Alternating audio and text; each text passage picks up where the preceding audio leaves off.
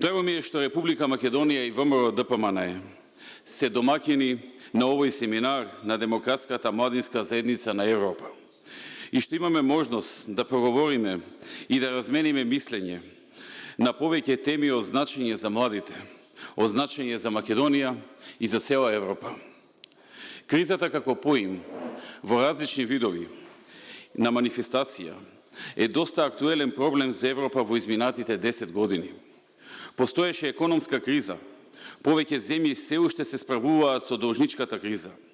Имаме различни конфликтни региони во светот. Подолг временски период Европа се справува со криза во делот на наталитетот.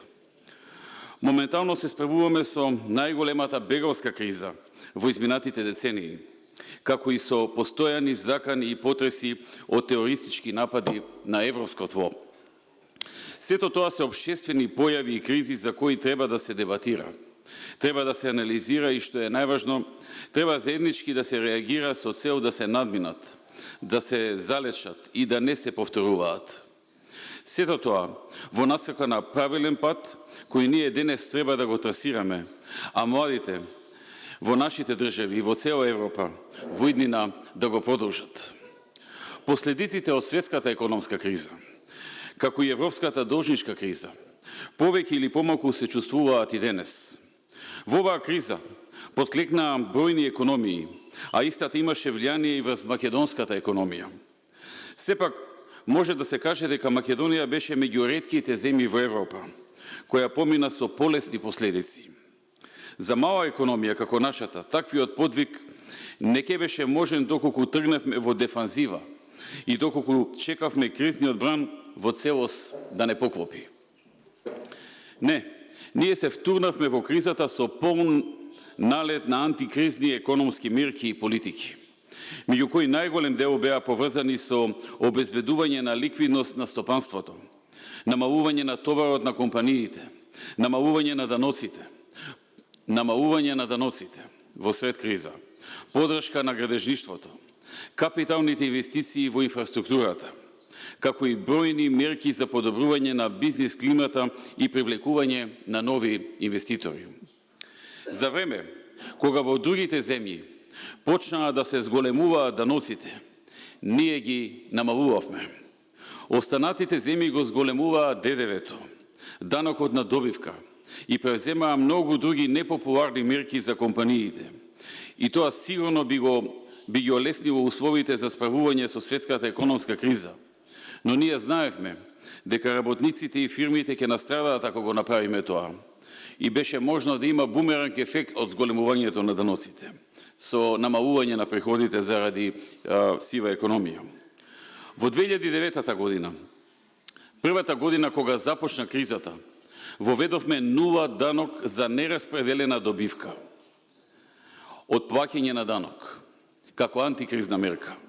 Оваа мерка траеше во целиот период во кој траеше и светската економска криза, односно до 2015 година. Годишно, меѓу 80 и 100 милиони евра остануваа кај фирмите.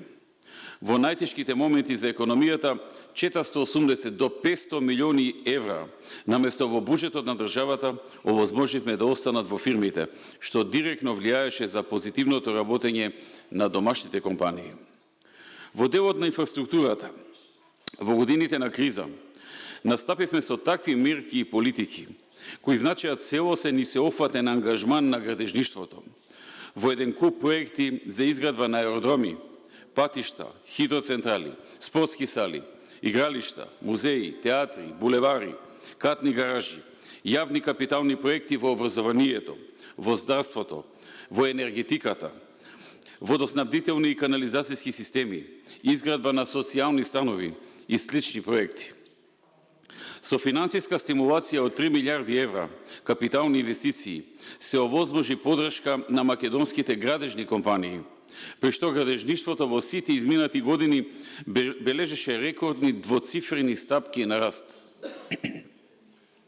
Помагајќи на градежништвото, помогнавме и на други 25 гранки кои се поврзани со градежништвото, а со тоа возможивме работа за стотици фирми и плати за десетици илјади вработени во тие фирми.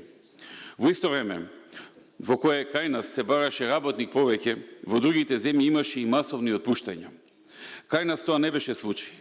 Ангажманот на градежништвото беше во голем обем, а државата реализираше бројни инфраструктурни проекти.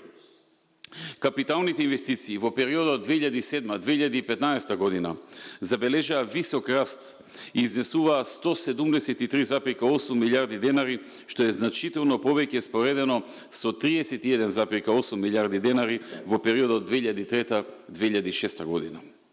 Почитувани присутни, благодарение на нашите даночни политики, политиките за привлекување на инвеститори, како и политиките за олеснување на бизнис условите, во време на криза, во време кога капиталот беше во грч, во време кога многу фабрики низ Европа згаснаа, во време кога инвеститорите беа со големи задршки во поглед на нивните планови, во Македонија продолжи тенденцијата на прилив на странски капитал и отворање на нови фабрики и нови работни места.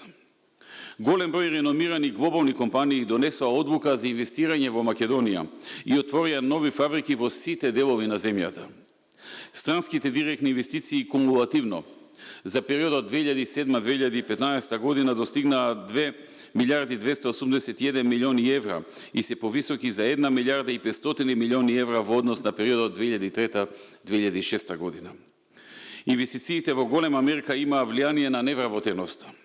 Во целиот изминат период Македонија беше една од ретките земји кои успеа не само да не дозволи да се зголеми невработеноста, туку успеа и значително да ја намали. Нашата работа посветена на економијата донесе нови вработувања, чии број достигна рекордни над 150.000 ново отворени работни места. Да подсетам, стапката на невработеност во Македонија во 2006 година изнешуваше рекордни 38%, момент кога нашата политичка гарнитура дојде во владата. А денес, 10 години подоцна, ја спуштивме на 24,6%, што е историски најниско ниво во последните 18 години, иако се уште висока, видливо е значително нејзино намалување. Иако и оваа стапка на невработеност се уште не ги задоволува нашите императиви, сепак можеме да констатираме дека Македонија е една од ретките земји во Европа, во која невработеноста се намали во текот на кризните години и се уште продолжува да се намалува. Тоа е благодарение на нашите политики и со исто темпо ќе продолжиме и во наредниот период. Борбата за намалување на невработеноста, привлекување на нови инвестиции и отворање на нови работни места и понатаму останува број еден приоритет во новата програма на ВМРО ДПМНЕ. Почитувани присутни, политиките кои ни помогнаа да излеземе од економската бура со помали последици, со разни модификации и подобрувања се актуелни и денеска. Работата си дава резултати, а резултатите говорат за нас. Во 2014 година Македонија имаше четврти највисок економски раст во Европа, во време кога голем број земји во ЕУ имаат минимален позитивен раст, а дел од нив се уште се во рецесија. Во едно такво време македонската економија оствари раст на бруто домашниот производ од 3,5%. Минатата година и покрај бегалската криза, и покрај геополитичките предизвици и внатрешните политички обструкции, продолжи трендот на раст на економијата, при што бруто домашниот производ забележа раст од 3,7%, што е едно од најдобрите остварувања во Европа. Согласно со проекциите на меѓународните финансиски институции, се очекува Македонија во 2016 и 2017 година да оствари највисоки стапки на раст споредено со земјите во регионот. Растот во минатата година Светската банка деновиве го оцени како еден од најголемите во регионот. Во периодот 2007-2015 година просечната стапка на раст на БДП изнесува 3%, што е четврто најдобро остварување споредено со земјите членки на Европската унија и земјите од регионот. БДП по жител, како основен индикатор на степенот на развој во економијата, се зголеми за 2 милиарди 471 милион евра во 2005 на 4 милиарди и речиси 400 милиони евра во 2015 година, што е пораст за 78%. Извозот на стоки Во 2014 забележа висок раст од 15,9%, што е за 94% повеќе споредено со 2006 година, кога извозот изнесуваше само 1 милиарда и 918 милиони евра. Најновите податоци говорат дека извозот за месец февруари повторно расте за 7,5%. Македонија во најновиот извештај на Doing Business 2016 на Светската банка и на AFC е рангирана на извонредното 12-то место меѓу 189 земји во светот. Македонија има најдобра бизнис клима во југоисточна Европа и е подобро рангирана од 24 земји членки на Европската унија, според условите за водење бизнис.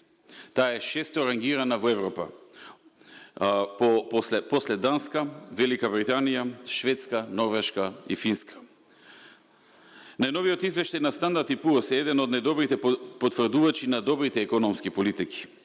Извештајот го посочува стабилниот кредитен рейтинг ББ на Македонија.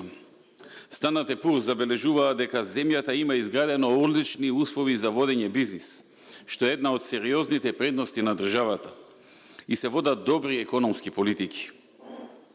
Извештајот укажува дека растот на економијата минатата година беше поголем од проектираното на сите релевантни меѓународни институции. Растот се должи главно на технолошко-индустријските развојни зони, што всушност значи на привлекувањето на странски инвестиции во земјата, кои пак имаат позитивно влијание и на домашните инвеститори, бидејќи стануваат нивни соработници, нивни добавувачи, партнери.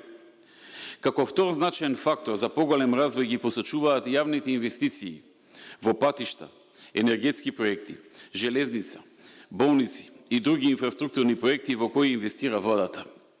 Значајно во извештајот е што се укажува дека буџетскиот дефицит е одржлив.